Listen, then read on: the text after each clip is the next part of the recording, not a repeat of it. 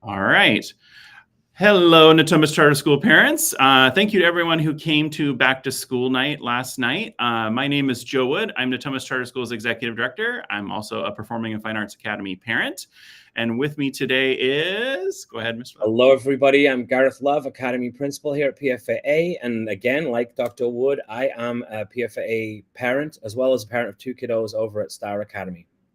So it is Friday morning, about 12-ish hours after back to school night. And we know not everyone was able to make it. And so we wanted to provide a recording of the general session that we did at the beginning of the evening. That way you have it to peruse. So I'm going to bring our slides up here. All right, so there's that. And let me put this in slideshow mode.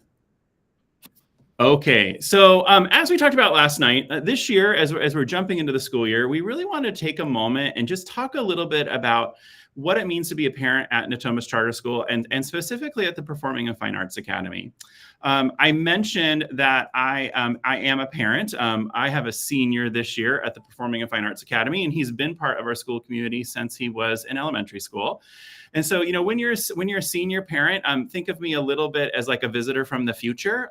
So I'm going to share some things that we're kind of navigating as a family that I think might be helpful for you as a parent and thinking about how we work together as collaborators. So being a parent and being an educator is kind of an interesting experience because our whole job is about apprenticing students to be ready to leave the nest. And so I saw this quote on social media a couple weeks ago, kind of healthy birds leave the nest, and made me think a lot about, the work that we do as parents and the work that we do as educators. And here at Natomas Charter School, we take this concept really seriously, starting in kindergarten or TK all the way up to high school. We're always kind of asking ourselves, how is this work that we're doing right now helping that child be ready for the world outside of K-12 education? And so Natomas Charter School was started 33 years ago by two teachers that were middle school teachers here in Natomas, and they were really trying to do something different. And so our school was built on these three pillars of students first. So it's kind of making all of our decisions with students in mind, innovation, engaging in continuous improvement, thinking about different things, and accountability. This idea that, if we see a problem or see a challenge, we're going to kind of own it, take care of it, and try to figure out how we make it better. Together, all of this leads to something that we refer to as the NCS guarantee. This is the idea that students aren't just invited to learn at Natomas Charter School. We really have a guarantee that they're going to make progress and they're going to move forward. And we really hold ourselves accountable to that work. So last night, if you were back to school night or as you're on our campuses this year, you'll probably see these posters around. It says excelling together, every educator, every student, every day. This is actually our theme for the year. And so one of the things that we really want to kind of call out is when you see that phrase, every educator, that includes you. We really strongly believe, educators aren't just certificated teachers or administrators, but it's campus monitors, custodians, counselors, and parents as well, right? All of the adults in a child's life, we provide some type of education to our child. And in the case of you as a parent or guardian, you were your child's first educator. The chances are they learned a lot from you before they ever set foot in school. And so at Natomas Charter School, I mentioned that we were started by two middle school teachers, and they were trying to think about how do we do things different. And one of those differences is something that we call the three-way compact. It's this idea that in order to accelerate student achievement, the school, the family, and the student all have to work together.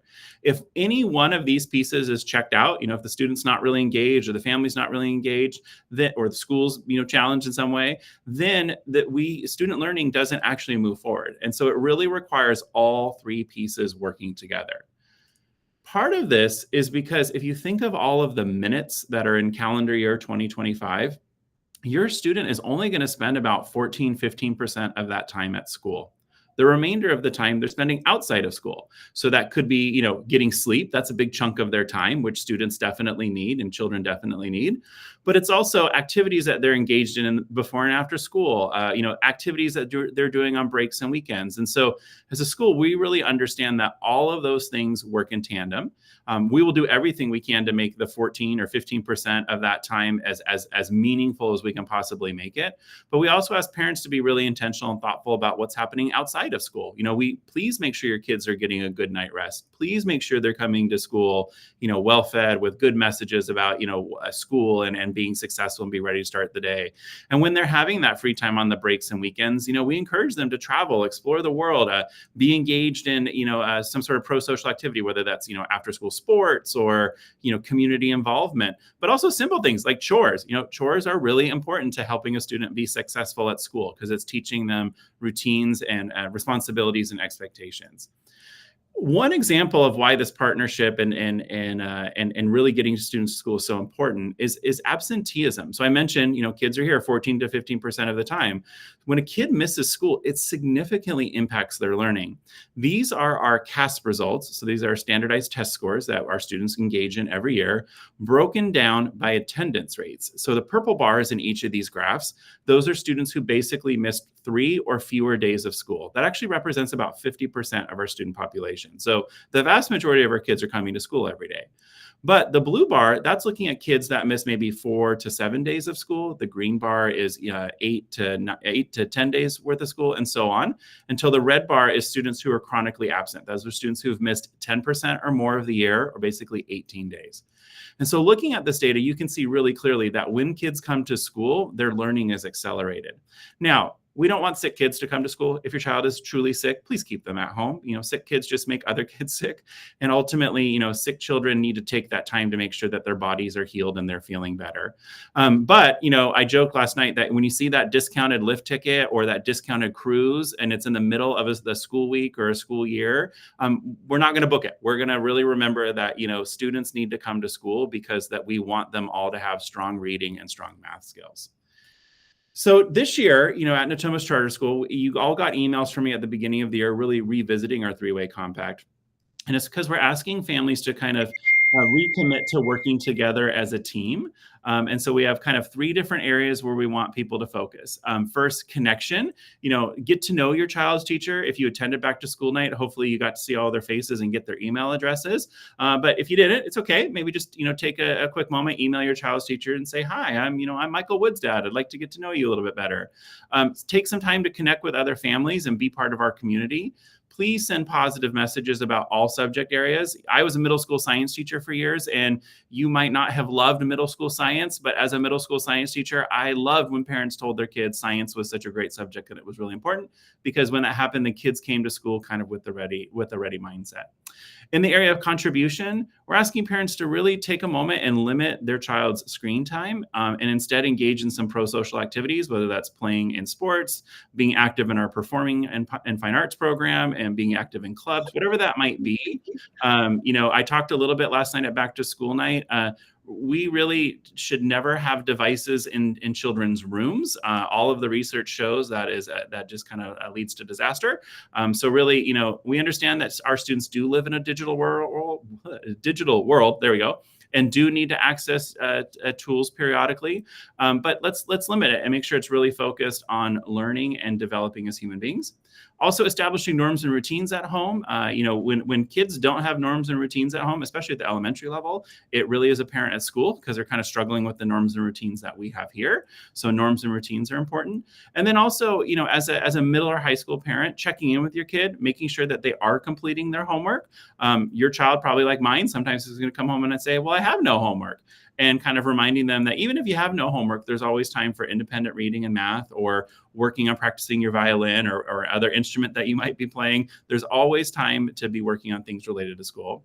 And then finally, championing our school. So, first, I mentioned we have a 33-year history. We're the oldest charter school in California, and our history is a history of strong results. And that's because we've always had engaged parents, whether they've been volunteers on campus or been involved in our different parent groups, or our group that we refer to as the Natomas Arts and Education Foundation, which is a fundraising group. Volunteering matters on our campus and helps to make the school community even stronger. And the last one is, assume positive intent. I mentioned I am a parent of a senior. So that means we've spent over 13 years in the education system. And, both as a parent and as an educator for myself, I've often heard some strange stories coming home from my child. Assume that there's probably more to the story. And, if you ever have a question about something that's going on in a classroom or some interaction that you heard your child had with another student, just go ahead and assume positive intent, assume there's more to the story, reach out to your administrator or your teacher and just say, hey, I heard this story. It seems a little off. Can you tell me a little bit about what's going on? And how can I help you to be, successful in your job at school? So with that, I'm going to hand it over to Mr. Love, who's going to talk. Oh, I skipped this slide last night too, and I'm doing it again. So last thing I'm going to say before I hand it over to Mr. Love is that, as a senior parent, I was reflecting on what have been some resources that have been particularly helpful for me that might be helpful for you. And so what is on your screen here are 4 books that I have found helpful as a parent. All of these books have been around a while, so you should be able to find them on Amazon relatively inexpensively. But the first one is How to Raise an Adult. It's actually written by a former Stanford admissions officer, talking a little bit about things that she saw that kids really needed support with. The next book over is The Teenage Brain. So if you're a middle or high school parent, you're in the thick of the teenage years, and it can be a little spicy sometimes. And if you're trying to understand, what am I seeing in my home and what's really happening here, The Teenage Brain is helpful. The orange book there, it's called Parenting with Love and Logic. At Back to School Night or in teacher messaging, you might have seen that we use a classroom management or disciplinary strategy here on campus called Positive Behavior Interventions and Supports, or PBIS. Love and Logic is sort of the at-home version of it. And then the last book is Rescuing Our Sons. It's actually a relatively new book, but if you look at outcomes for teenage boys in the United States, they're not particularly strong right now. And a lot of it has to do with what's happening kind of in the larger world and society with boys.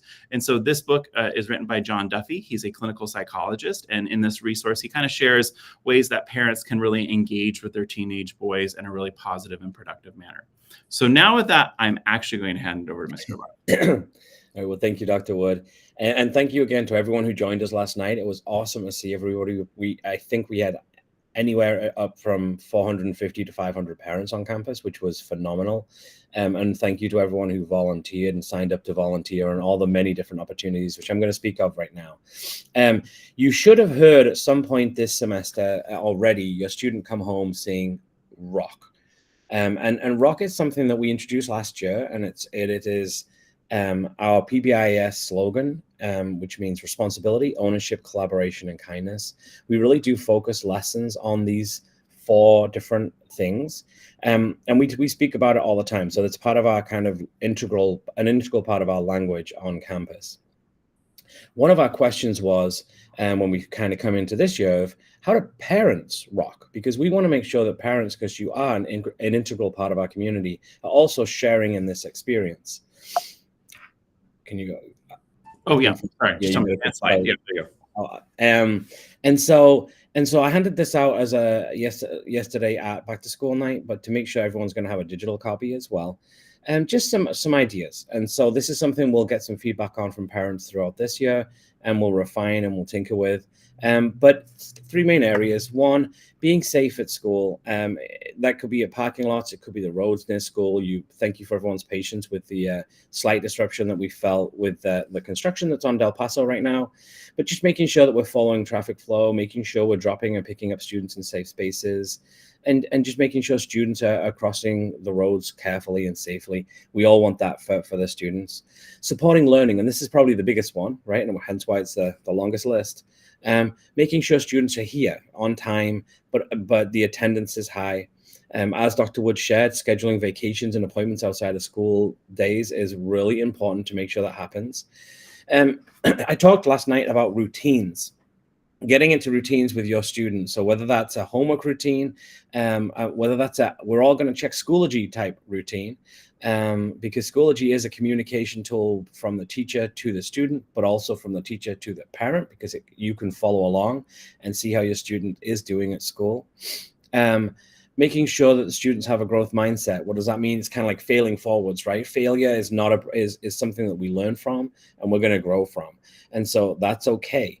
But making sure that the students are persevering and showing that determination to keep going with their schoolwork.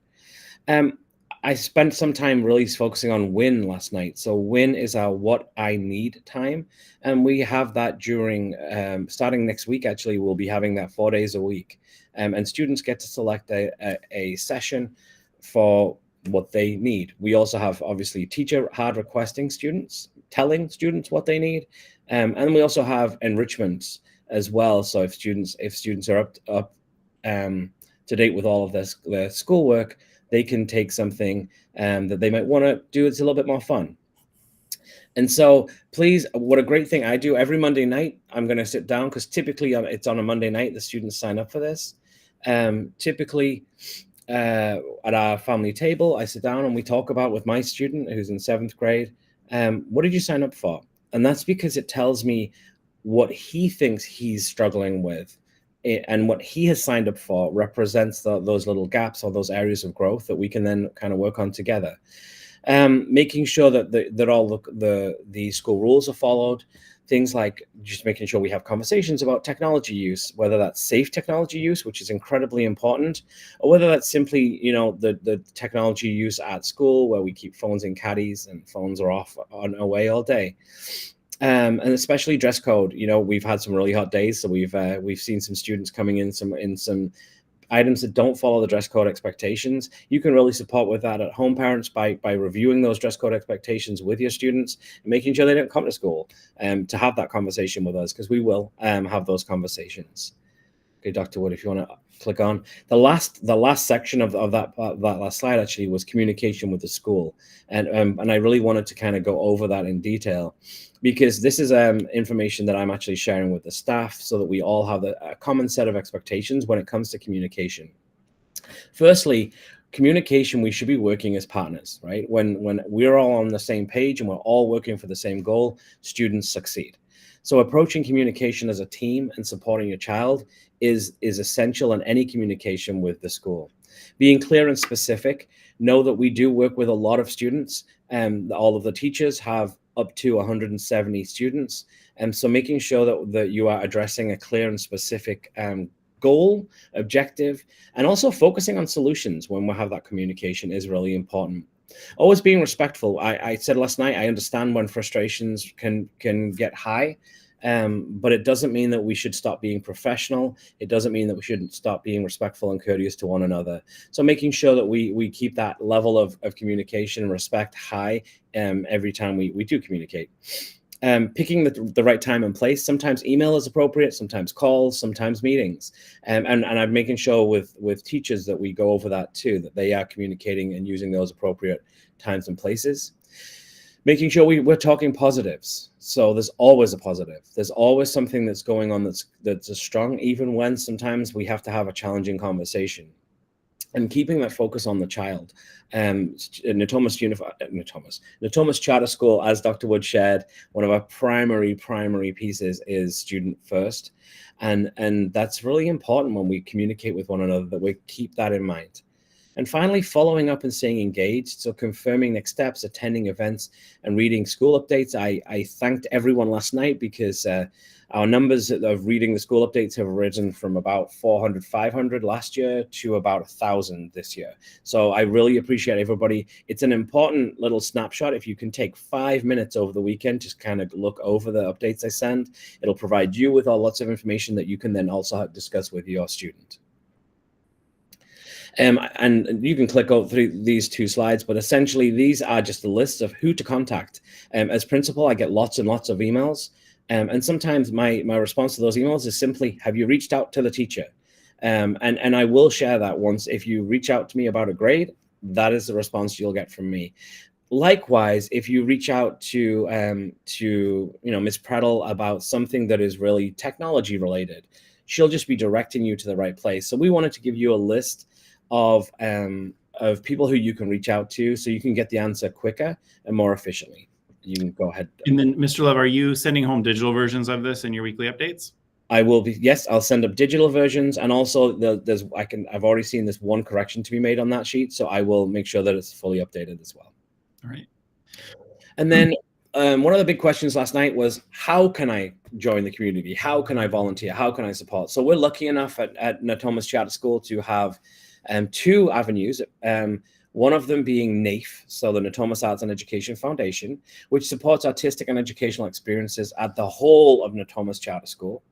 They collaborate, so like I said, with all 5 academies, and they have events throughout the year, such as there was Race for the Arts last weekend, Night at the Kings, where our students have the opportunity of performing at a Sacramento Kings game, and Big Day of Giving, which is the first week of May. And so we have lots and lots of opportunities to give, and I know that they're working on further ones. They actually, their first meeting was last Wednesday, and that information for all those meetings will also be in my updates, so you can always attend and find out what's going on. And our second group is Parents for the Arts, so P4A. And so this is a parent-led organization. They did some fantastic work, and historically have been real strong partners with PFAA. This is specific to our academy. So PFAA, they don't work for the other academies. And they have a multitude of events. So we had a kickoff event a few weeks ago to start off the school year. One of their big events is the carnival they do in the fall, which is going to be mid-October. They'll also be hosting a stargazing night on October 21st. So they've got a variety of events coming up, and you can jump in lots of different capacities, whether that's volunteering time, supporting your students in that way, whether that's donating money. All of that counts, and that's a really important piece of our community. You should have received from your students. Every student was sent home with a packet from P4A to do with their fundraiser, which is just an opportunity to donate to P4A to support the school and to support all of the students. And then finally, that was a little bit of the information from last night. And so I just kind of wanted to wrap my piece up by saying, again, thank you to all. We have such a strong community. And as Dr. Wood shared at the beginning, really what makes our community as strong as it is that connection between the family, the student, and the parent. And that we really do pride ourselves on that. And it makes us as strong as we are. All right. So with that note, just on behalf of both Mr. Love and I, thank you for everyone who was able to join us last night or was able to at least spend some time in going through the resources that we're providing, via this video and Mr. Love's weekly update. If you have any questions throughout the school year, please don't hesitate to reach out to me or Mr. Love or any of your child's teachers. As he shared, ultimately, we're here to partner and really support your child moving forward. So thanks a lot and have a great weekend.